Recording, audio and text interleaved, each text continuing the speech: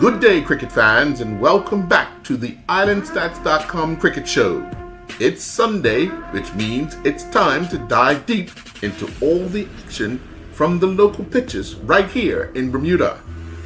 We'll be dissecting the weekend's clashes, celebrating standout performances, and looking ahead to what's next in the 2025 season. Whether you were at the grounds or following online, we've got all the angles covered. So grab your coffee, settle in, and let's talk cricket. Well, good evening and welcome to this edition of the Island Stats Cricket Show. Probably our final show for the year, Terry. We're watching the countdown to the Premier Division knockout final between St. David's Cricket Club and St. George's Cricket Club. We'll get to the scores. St. David's the match was reduced to 35 overs. St. David scored 186 for 9, and presently St. George's, they have a revised target, and it looks as if St. George's Cricket Club have won the match. No way. The revised target that St. George's needed was 134 in 25 overs, and they got 134 for 8 in 21 overs. Oh, wow. Odor. Let's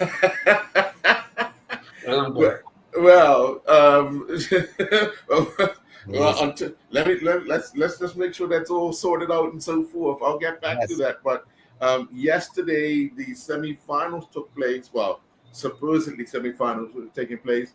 Warwick Workman showed up at Lord's in St. David's with 8 players, and that match was forfeited, with St. David's advancing right to the final. And then up at the Somerset Cricket Club, St. George's Cricket Club won on a coin toss over Somerset Cricket Club. This after St. George's had batted first and batted right through their inning, scoring, I think it was 189 runs.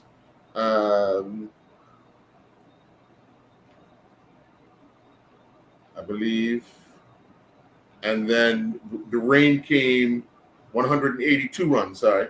And then the rain came in the process of them putting on the covers and making sure, everything was covered over. There was wet spots once the rain had stopped, and the umpires deemed the wicket unplayable.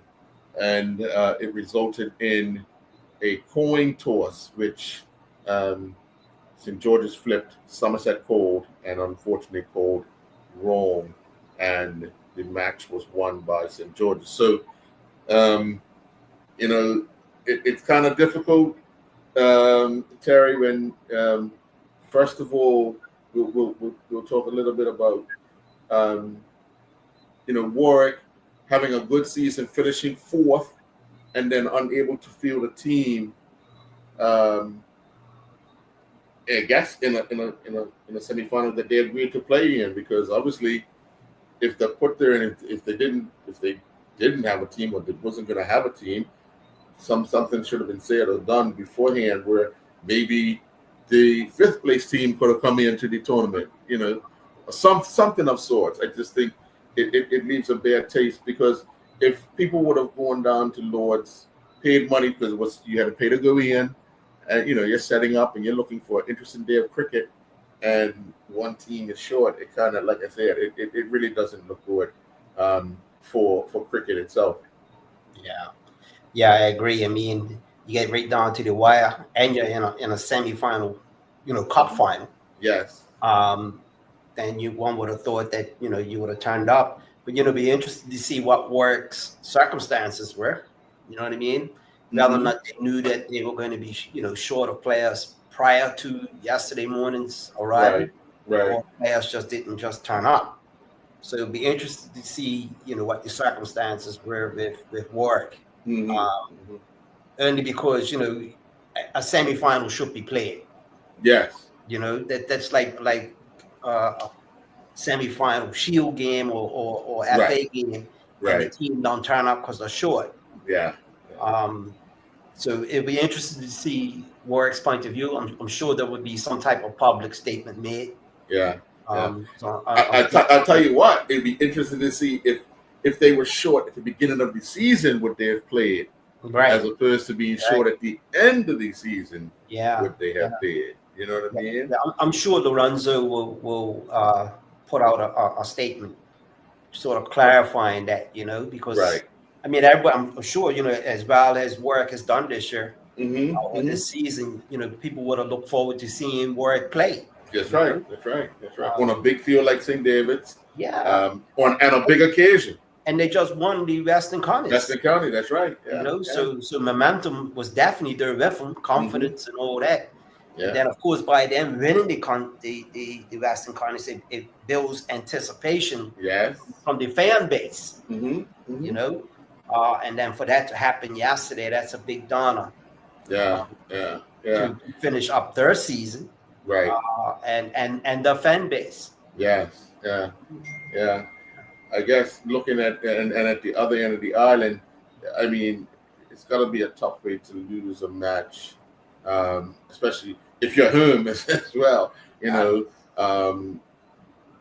We all know that there's always issues with covers, holes in covers, and so forth. And unfortunately, when you have these rain delays, you have you don't have enough grounds people to get the covers out quick enough. And when it's a big game, when it's a big cup game, you got all sorts of numbers to do it. But when it's a league game or I'm just saying that just not having enough people to get out there and enough time to make sure the square is covered. And it's an unfortunate way to lose a semifinal. Especially if you've restricted the team to 182, that's a gettable score with the team you had, whole season kind of thing. You're saying, okay, we got a chance to knock down these runs. We're in the final tomorrow, but unfortunately, it didn't materialize for them, and they ended up on the wrong side of it. Yeah, I mean, when you look at the condition of the covers, holes and the like, then that's definitely going to happen. If you have sustained rain showers, consistent like that. But they're responsible for the grounds because it's their grounds and their grounds. So they have to take full responsibility for that. And then, of course, for it to go to a toss again, that's an anticlimax. Right. For a semifinal. So yes, for both semifinals to finish like that, that's a big disappointment.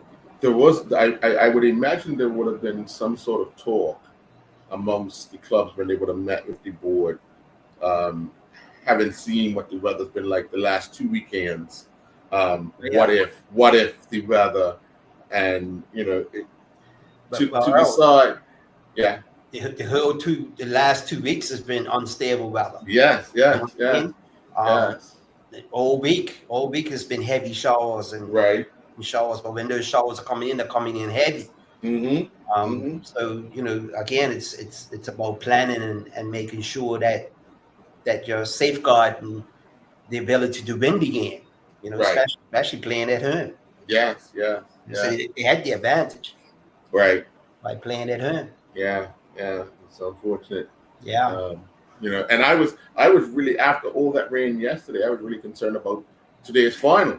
But I guess with the game not being played yesterday, they would have just prepared the wicket for the final and then covered it over and it'd have been set for the day. So they would not. The only thing they would have had to do today is take off the covers, freshen up whatever lines that were messed up a little bit, and put the stumps in. But when you're planning your innings, whether or not it's batting or bowling, it's difficult to gauge the weather. These showers are coming in, they're really quick and moving fast. But when they're here, they're dumping water. Yes, definitely. So, and obviously that happened today. And it did happen. Rain, first of all, reduced the match to 35 overs, which St. David's batted. and scored the 186 for 9. You had Onias Bascom, top scorer 42, Isaiah O'Brien 34, Dean Simons 32, and Trey Mendes and Ricardo Bremer both scored 15.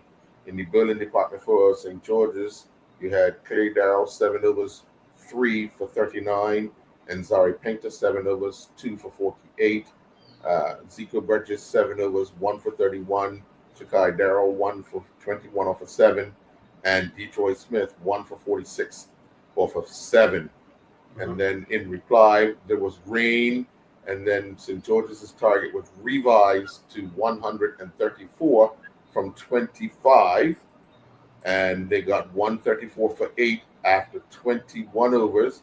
Wow. Their top scorer, Anzari Painter 33, Jonte Smith 26, Jason Anderson 16, Zachariah Edmond 14, Zico Burgess 17, and everybody chipped in with 7s, and Makai Simmons was out without scoring.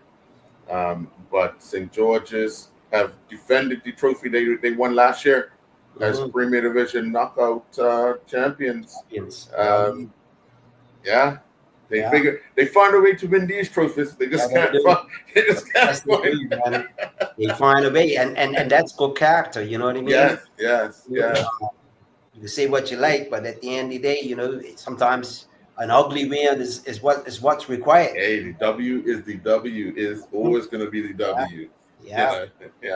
And they've been doing it for the last couple of years. We're tough. Yeah, either winning the league or they've won the knockout. Yeah. So. And look, and you got to give them credit too, because when you look at the exodus of players. Oh yes. At the beginning of the season, you would have thought that they will probably just be the average team, right? By losing this amount of players and quality players at that, but you got to give them credit for the way they play, right? And Sinclair leading them, from the front. Yes. So congratulations to Sinclair and his team and St. George's Cricket Club. That's right. Well done, indeed. Yeah. So through go back into your mind.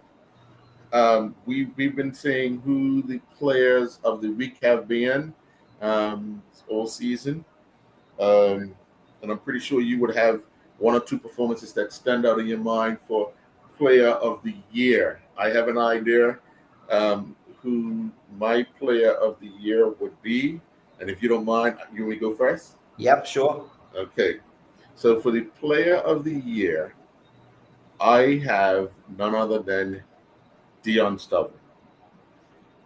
Dion has been a leader in just about each team he has played in. He hasn't always been the main person either, but he's always been amongst either the runs or the wickets. And just the way he attacks opposition, I think, he has been a standout. Yeah, he's been player. Very hasn't he? Yes. And people might complain that, he was playing in the first division. Regardless of where you play, if you stand out in your team and you are the leader of your team and you continuously lead your team, then that's all you're looking for. I don't care what division you're playing in. Yeah.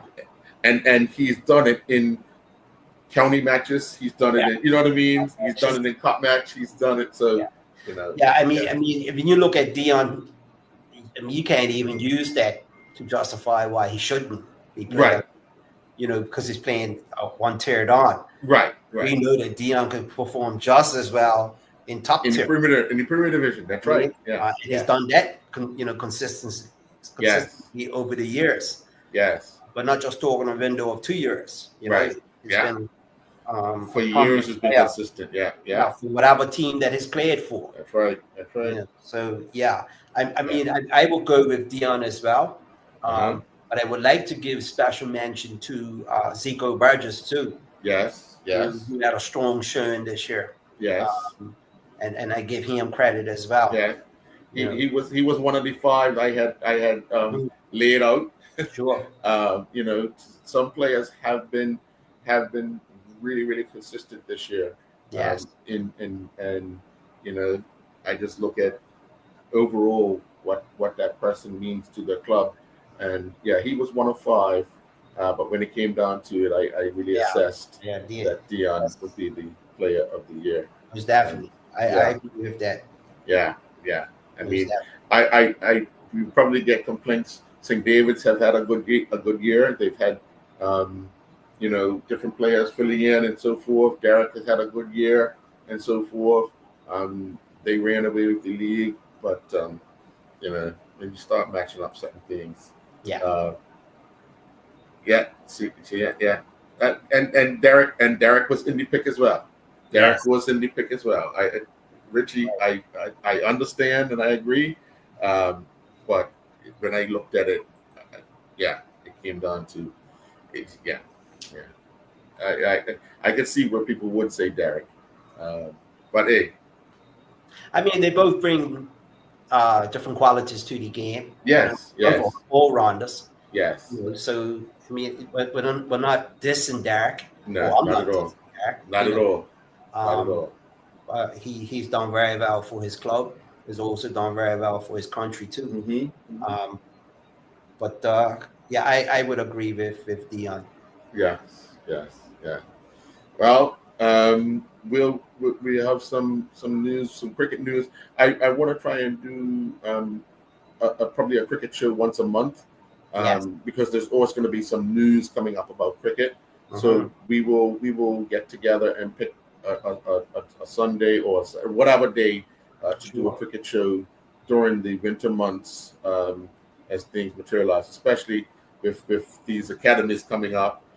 What you guys are doing, and you Mhm. know what Genera's doing, what you Mhm. know, we just look to make sure that cricket stays in the forefront, Yeah. and you know, Yeah, see what, that would be a nice program, even if we got Gennaro on board, yes, um, yes, and also a representative from Work Academy, yes, that right? that Because program as well, those are the three programs, youth development programs that's taking right, place here yes, outside of the Bermuda Cricket Board.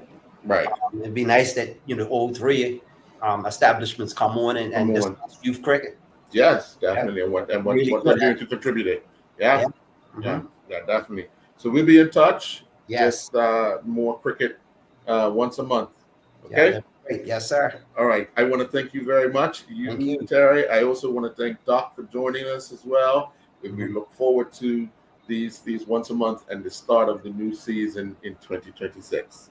Yes, Okay. thank you. All Thank you for right. having me. Hey, appreciate it, brother. Oh, my Appreciate man. you. Have All a right. good night. You too. Thank you. Okay. Good night.